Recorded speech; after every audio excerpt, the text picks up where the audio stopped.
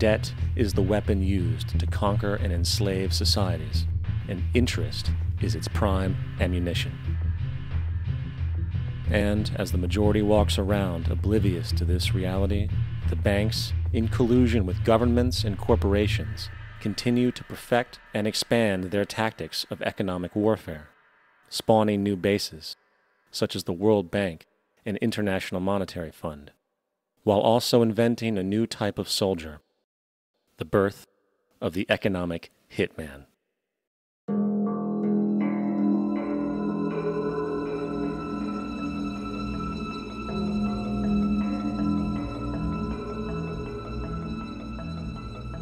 We economic hitmen really have been the ones responsible for creating this first truly global empire. And we work many different ways.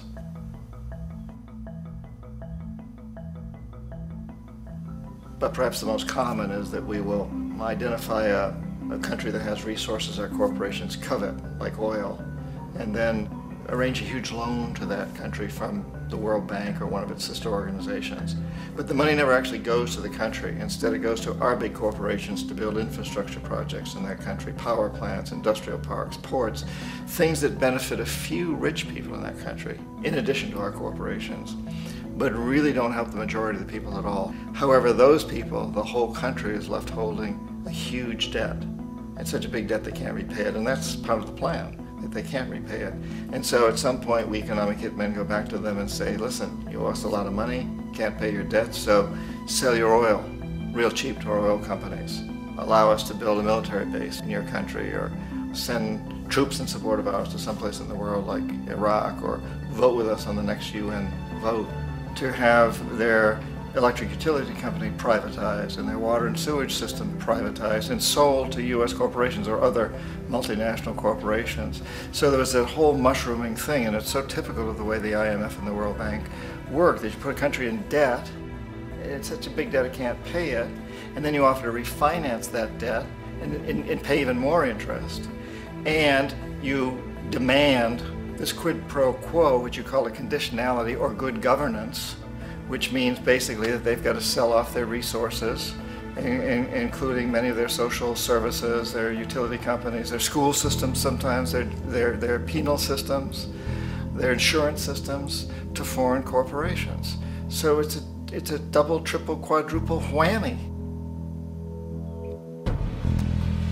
The precedent for economic hitmen really began back in the early 50s when democratically elected Mossadegh, who was elected in Iran, he was considered to be the hope for democracy in the Middle East and around the world. He was Time Magazine's Man of the Year. But one of the things that he'd run on and began to implement was the idea that foreign oil companies needed to pay the Iranian people a lot more for the oil that they were taking out of Iran. The Iranian people should benefit from their own oil. Strange policy. We didn't like that, of course. But we were afraid to do what we normally were doing, which was to send in the military. Instead, we sent in one CIA agent, Kermit Roosevelt, Teddy Roosevelt's relative. And Kermit went in with a few $1 million and was very, very effective and efficient. And in a short amount of time, he managed to get Mossadegh overthrown and brought in the Shah of Iran to replace him, who always was favorable to oil. And it was extremely effective. Bombs overflow Tehran. Army officers shout that Mossadegh has surrendered and his regime as virtual dictator of Iran is ended. Pictures of the Shah are paraded through the streets as sentiment reverses. The Shah is welcomed home. So back here in the United States, in Washington, people looked around and said, wow, that was easy and cheap. So this established a whole new way of manipulating countries, of creating empire. The only problem with Roosevelt was that he was a card-carrying CIA agent, and had he been caught, the ramifications could have been pretty serious.